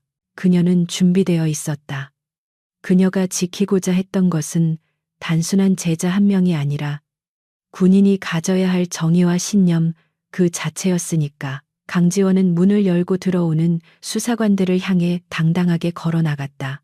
국방부 조사본부 소속 헬기 세대가 요란한 굉음을 내며 해병대 연병장에 착륙했다. 거센 프로펠러 바람이 흙먼지를 일으키는 가운데 정복을 갖춰 입은 헌병 장성들과 검은 양복을 입은 군 검찰 수사관들이 굳은 표정으로 내렸다. 그들의 선두에는 국방부 조사본부장인 최 중장이 서 있었다. 그는 깐깐하고 원칙주의자로 소문난 인물이었지만 이번 사태가 정치적으로 얼마나 민감한지 누구보다 잘 알고 있었다. 최 중장은 엉망이 된 부대 정문과 곳곳에 배치된 707 대원들을 보며 미간을 찌푸렸다. 이것은 단순한 하극상이 아니라 군 역사상 유례 없는 특수부대 간의 무력 대치 상황이었다. 상황실의 문이 열리고 최 중장이 참모들을 대동하고 들어서자 실내의 공기는 더욱 무겁게 가라앉았다. 수갑을 찬 채 바닥에 앉아있던 박성훈 대령은 최 중장을 보자마자 마치 구세주라도 만난 듯 벌떡 일어나려 했다. 그러나 뒤에 서 있던 알파팀 대원이 그의 어깨를 강하게 눌러 제지했다. 박성훈은 억눌린 신음과 함께 소리쳤다. 본부장님, 저 여자가 미쳤습니다. 직속상관도 아닌 주제에 제 부대를 무력으로 점거하고 저에게 총을 쐈습니다. 이건 명백한 내란죄입니다. 당장 저 미친 여자를 구속하십시오. 최 중장은 박성훈의 피 묻은 손과 일그러진 얼굴을 잠시 바라보다가 시선을 강지원에게 돌렸다. 강지원은 정자세로 경례를 올렸다. 충성 707 특수임무단장 소장 강지원입니다. 최 중장은 그녀의 경례를 받지 않은 채 차가운 목소리로 물었다. 강 소장, 자네가 지금 무슨 짓을 저질렀는지 알고 있나? 아무리 긴급 상황이라도 타군의 지휘관을 쏘고 부대를 점령해 절차를 무시한 독단적인 행동은 자네의 군 생활을 끝장낼 수도 있어. 지금 당장 무장해제하고 지휘권을 이양하게. 강지원은 눈 하나 깜짝하지 않고 대답했다. 절차를 지키느라 부하를 죽게 내버려두는 지휘관보다는 군복을 벗더라도 부하를 살리는 지휘관이 되겠습니다. 그리고 지휘권을 이양하기 전에 본부장님께서 반드시 보셔야 할 것이 있습니다. 그녀는 박성훈이 그토록 감추려 했던 서버와 연결된 대형 스크린을 가리켰다. 최 중장이 의아한 표정을 짓는 사이 강지원은 기술 담당관에게 신호를 보냈다. 재생해. 엔터키가 눌러지자 스크린에 복구된 영상 파일 하나가 재생되기 시작했다. 화면 속에는 박성훈 대령이 화려한 유흥주점에서 낯선 외국인들과 술잔을 기울이는 모습이 선명하게 나타났다. 화질은 깨끗했고 음성 또한 또렷했다. 박성훈은 거만하게 웃으며 말했다. 걱정 마십시오. 대한민국 군대는 제 손바닥 안에 있습니다. 이번 신형 무기 도입 사업 제가 책임지고 당신들 회사로 낙찰되게 해주겠습니다. 대신 내 몫은 스위스 계좌로 잊지 말고 넣어주시고. 아, 그리고 그 골치 아픈 놈 하나 있는데 쥐도 새도 모르게 처리해서 바다에 던져버릴 테니 신경 쓰지 마쇼. 영상을 본 최 중장의 얼굴이 흑빛으로 변했다. 단순히 뇌물을 받는 수준이 아니었다. 국가 안보와 직결된 무기 도입 사업을 외국 방산업체에 팔아넘기려 한 매국 행위가 적나라하게 담겨 있었다. 게다가 살인 교사 혐의까지 제 입으로 시인하는 꼴이었다. 상황실에 있던 모든 수사관과 해병대 장교들이 경악을 금치 못했다. 그동안 박성훈을 따르던 참모들은 배신감과 공포에 질려 고개를 숙였다. 그들은 자신들이 모시던 지휘관이 단순한 비리 군인이 아니라 국가를 배신한 스파이였다는 사실에 치를 떨었다. 박성훈은 화면을 보며 비명을 질렀다. 저거 조작이야. 딥페이크라고 요즘 기술이 얼마나 좋은지 알아. 저 여자가 나를 함정에 빠뜨리려고 만든 가짜 영상이야. 그는 발악하며 결백을 주장했지만 이미 대세는 기울어져 있었다. 강지원은 차가운 눈빛으로 그를 내려다보며 말했다. 조작이 영상 말고도 거래 내역 통화 녹음, 그리고 네가 3구역에 숨겨둔 마약 창고의 위치까지 전부 확보했다. 네가 믿던 그 뒷배들도 이 영상을 보면 너를 손절할 텐데 아직도 상황 파악이 안 되나? 강지원은 얘기를 박듯 다음 파일을 열었다. 그것은 박성훈이 자신의 정치적 후원자들에게 상납한 자금 리스트인 이른바 박성훈 리스트였다. 리스트에 적힌 이름들이 스크린에 나열되자 최 중장은 숨을 들이켰다. 그 중에는 국회 국방위원장을 비롯해 군내 실세들의 이름이 수두룩했다. 이것이 공개되면 군 수뇌부는 물론 정권 전체가 흔들릴 수 있는 메가톤급 스캔들이었다. 최 중장은 이 사안이 자신의 손을 떠났음을 직감했다. 이것은 덮을 수 있는 문제가 아니었다. 최 중장은 잠시 눈을 감았다가 떴다. 그의 눈빛이 바뀌었다. 이제 그는 박성훈을 보호하려던 입장에서 그를 철저히 단죄하여 꼬리 자르기를 해야 하는 입장으로 돌아섰다. 그는 헌병들에게 명령했다. 박성훈 대령을 긴급 체포한다. 혐의는 군사기밀 유출, 뇌물, 수수, 특수 감금 및 살인 미수다. 지금 즉시 압송해. 입에 재갈을 물려서라도 조용히 시켜. 헌병들이 박성훈에게 달려들었다. 박성훈은 격렬하게 저항했지만 이번에는 누구도 그를 도와주지 않았다. 이거 내가 누군지 알아. 삼촌 장관님 전화 좀 하게 해줘. 이건 음모야. 박성훈은 끌려나가면서도 끝까지 추악한 모습을 보였다. 그가 질질 끌려나가는 모습은 한때 절대 권력을 휘두르던 자의 말로 치고는 너무나 비참했다. 상황실에 남은 해병대 장교들은 수치심에 고개를 들지 못했다. 그들은 자신들의 부대가 자신들의 충성심이 범죄자의 도구로 이용당했다는 사실에 깊은 자괴감을 느꼈다. 강지원은 그들을 비난하지 않았다. 그저 묵묵히 그 광경을 지켜볼 뿐이었다. 박성훈이 끌려나간 후 최 중장은 강지원에게 다가왔다. 그의 태도는 처음보다 훨씬 누그러져 있었다. 강 소장, 자네가 큰 건을 했군. 하지만 방식이 너무 거칠었어. 상부에서도 이번 일을 어떻게 처리할지 골머리를 앓을 거야. 자네에 대한 징계위원회가 열릴 수도 있네. 그는 현실적인 경고를 했다. 영웅적인 행동이었지만 군의 위계 질서를 무너뜨린 것에 대한 책임은 피할 수 없을 것이라는 뜻이었다. 강지원은 담담하게 고개를 끄덕였다. 각오하고 있습니다. 하지만 다시 돌아가도 똑같이 했을 겁니다. 군인이 국민과 부하를 지키는 일에 주저한다면 그 군복은 수의나 다름없으니까요. 그녀의 말에 최 중장은 씁쓸한 미소를 지었다. 그는 강지원의 어깨를 가볍게 두드리며 말했다. 자네 같은 군인이 아직 남아있어서 다행이군. 뒤처리는 우리가 맡겠네. 민준군. 그 친구는 자네 덕분에 살았어.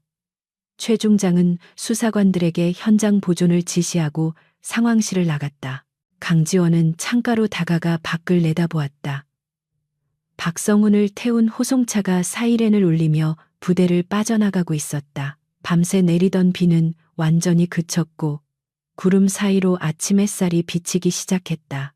길고 길었던 밤이 끝났다. 그녀는 긴장이 풀리며 다리에 힘이 풀리는 것을 느꼈지만 억지로 버티고 섰다. 아직 해야 할 일이 남아 있었다.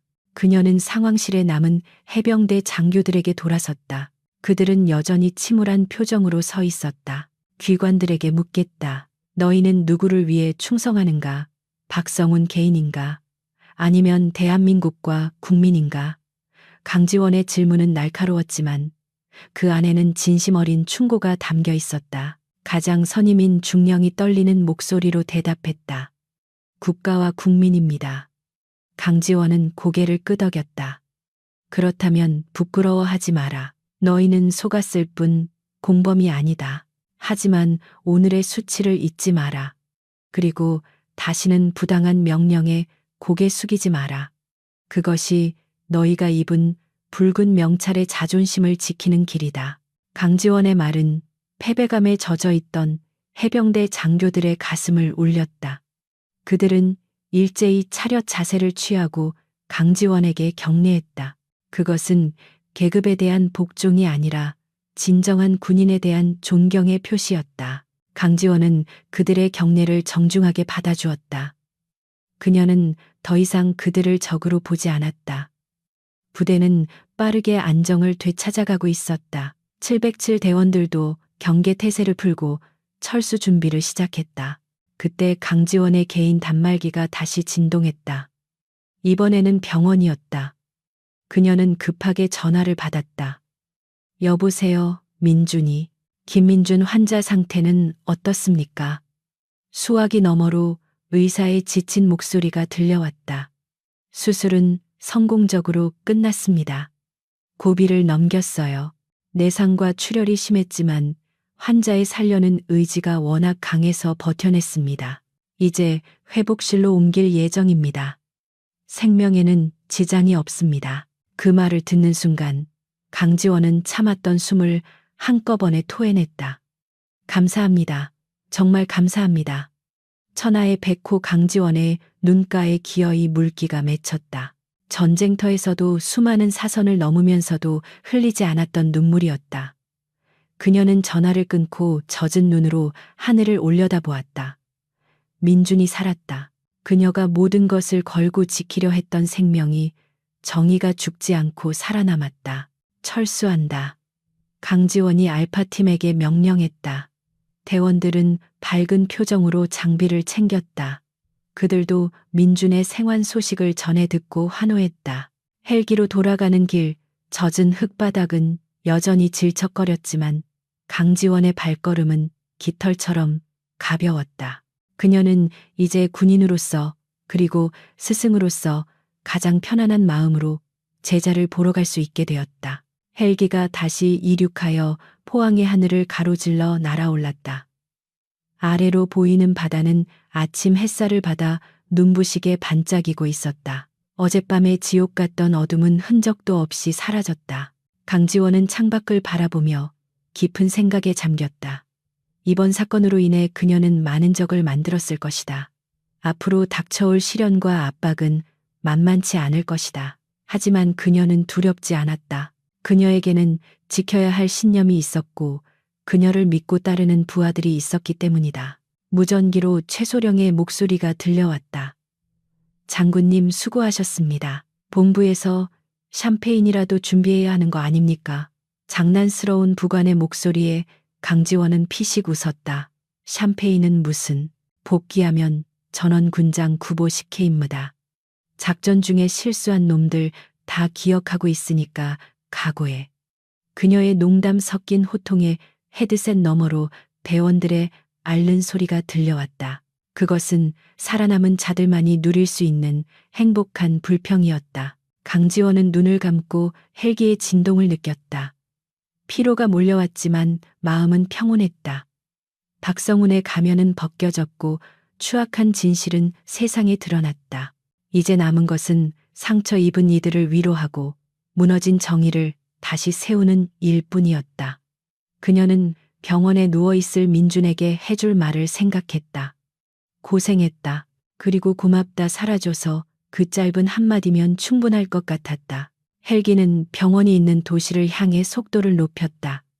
멀리서 병원의 하얀 건물이 보이기 시작했다. 강지원은 옷매무새를 다시 한번 다듬었다. 전장의 지휘관에서 이제는 따뜻한 스승으로 돌아갈 시간이었다. 그녀의 입가에 옅은 미소가 번졌다.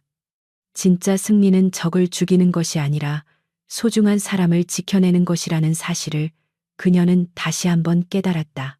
국군 수도병원 VIP 병동의 복도는 유난히 고요했다. 창밖으로 쏟아지는 따스한 아침 햇살이 하얀 벽에 반사되어 눈부시게 빛나고 있었지만 병실 앞을 지키는 헌병들의 표정은 엄숙했다. 강지원은 피와 흙탕물로 얼룩진 전투복을 벗고 정갈한 정복으로 갈아입은 채 병실 앞에 섰다. 그녀의 가슴에 달린 훈장들이 햇빛을 받아 반짝였고 어깨의 소장 계급장은 그 어느 때보다 무겁게 느껴졌다. 그녀는 잠시 숨을 고르며 문손잡이를 잡았다. 전쟁터에서 적진을 향해 돌격할 때보다 지금 이 순간이 더 떨리고 긴장되었다. 문을 열자 소독약 냄새와 함께 기계음이 규칙적으로 들려왔다. 침대 위에는 온몸에 붕대를 감은 김민준이 누워 있었다. 산소호흡기의 의지에 힘겹게 숨을 쉬고 있는 그의 모습은 건장했던 예전의 모습을 찾아볼 수 없을 만큼 야위어 있었다. 강지원은 조용히 다가가 침대 옆 의자에 앉았다. 그녀의 시선이 멍투성이인 민준의 얼굴에 머물렀다. 그 참혹한 고문의 흔적들은 그가 얼마나 처절하게 버텼는지를 말해주는 훈장과도 같았다. 강지원은 장갑을 벗은 맨손으로 민준의 거친 손등을 조심스럽게 덮었다. 따뜻한 체온이 느껴졌다. 살아있었다. 그것만으로도 그녀는 가슴이 벅차오름을 느꼈다. 얼마나 시간이 지났을까. 민준의 손가락이 미세하게 꿈틀거렸다. 강지원이 놀라 고개를 들자 민준이 천천히 눈을 뜨고 있었다. 아직 마취 기운이 남아 초점이 흐릿했지만 그는 본능적으로 자신의 곁에 누가 있는지 알아보는 듯했다. 교관님. 산소 마스크 너머로 들리는 목소리는 거칠고 갈라져 있었지만 분명한 그녀의 제자였다. 강지원은 급히 몸을 숙여 그와 눈을 맞췄다. 그래 민준아, 나 여기 있다. 이제 괜찮아. 아무도 너를 해치지 못해. 그녀의 목소리는 물기를 머금고 미세하게 떨리고 있었다. 민준은 힘겹게 입꼬리를 올려 희미한 미소를 지었다. 죄송합니다. 저 때문에 장군님께서 곤란해지셨을 텐데. 죽음의 문턱에서 돌아온 그가 처음 꺼낸 말은 자신의 안위가 아닌 스승에 대한 걱정이었다. 그 우직함과 바보 같은 충성심에 강지원은 콧날이 시큰해졌다. 그녀는 짐짓엄한 표정을 지으며 고개를 저었다. 쓸데없는 소리. 제자가 스승에게 살려달라고 했는데 외면하는 스승이 어디 있나. 넌 잘못한 거 없다. 넌 군인으로서 해야 할 일을 했고 나도 내 일을 했을 뿐이야. 그날 오후 대한민국은 발칵 뒤집혔다. 국방부 기자회견장에서 공개된 박성훈 대령의 비리 영상과 박성훈 리스트는 사회 전체에 거대한 충격을 안겨주었다. 뉴스는 연일 해병대 게이트라는 이름으로 사건을 대서특필했고 시민들은 분노하여 거리로 쏟아져 나왔다. 군 내부의 부패한 사조직이 무기 밀매와 마약 유통에까지 손을 댔다는 사실은 국민들의 신뢰를 바닥으로 떨어뜨렸다. 청와대는 즉각적인 특별 수사를 지시했고 박성훈과 연루된 장성들과 정치인들이 줄줄이 소환되었다. 성역 없는 수사가 시작된 것이다. 박성훈은 구치소 독방에 수감되어 재판을 기다리는 신세가 되었다. 그는 자신의 변호인단을 통해 어떻게든 형량을 줄여보려 발버둥 쳤지만 강지원이 확보한 증거들이 워낙 명백하여 빠져나갈 구멍이 없었다. 한때 차기 참모총장 후보로 거론되던 그의 몰락은 인과응보 그 자체였다. 반면 강지원은 국민적 영웅으로 떠올랐다.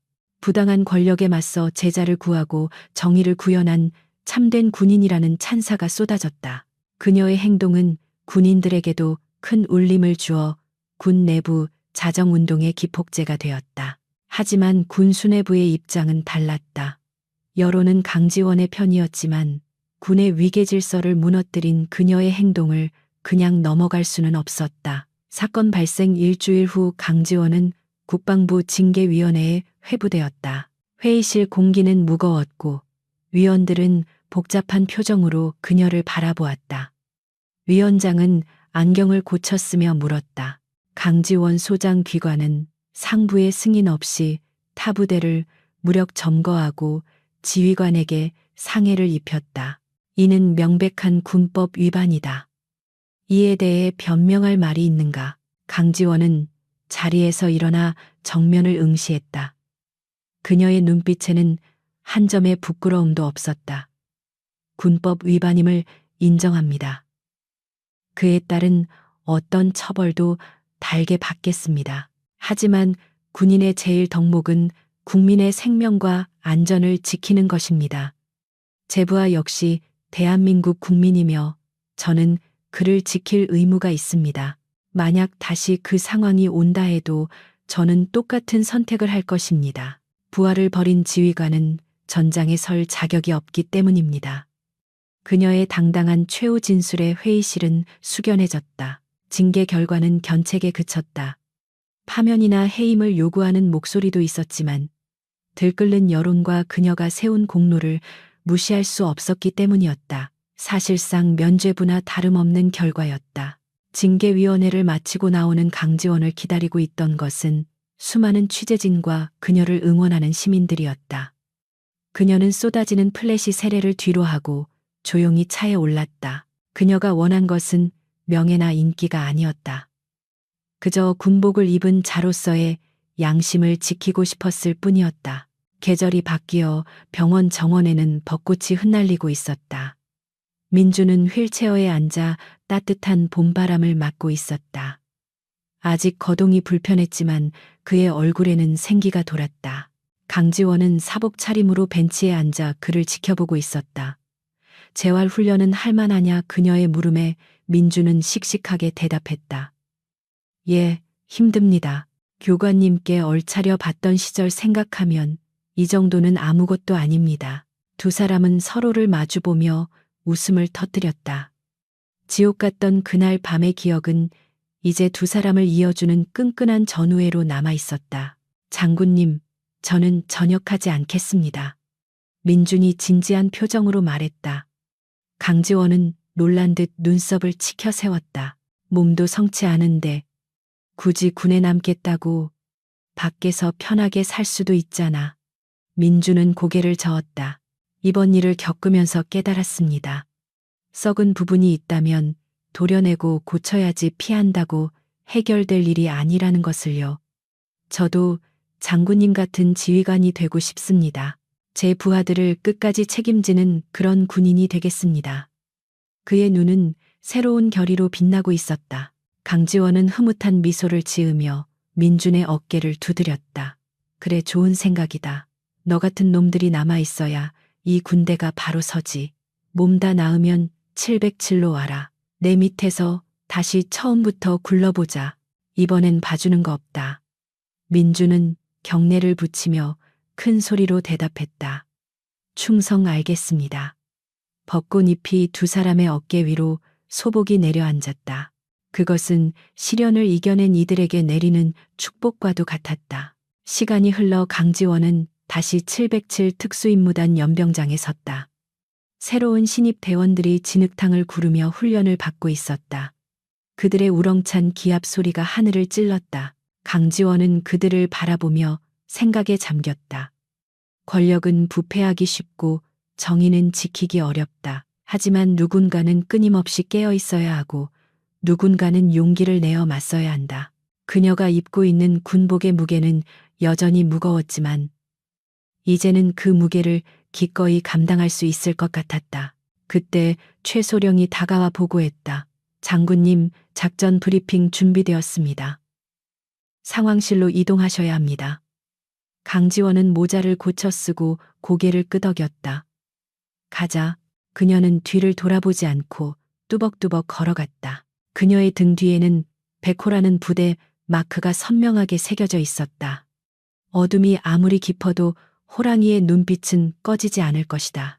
그리고 그 눈빛이 살아있는 한 대한민국 군대의 정의 또한 결코 무너지지 않을 것이다.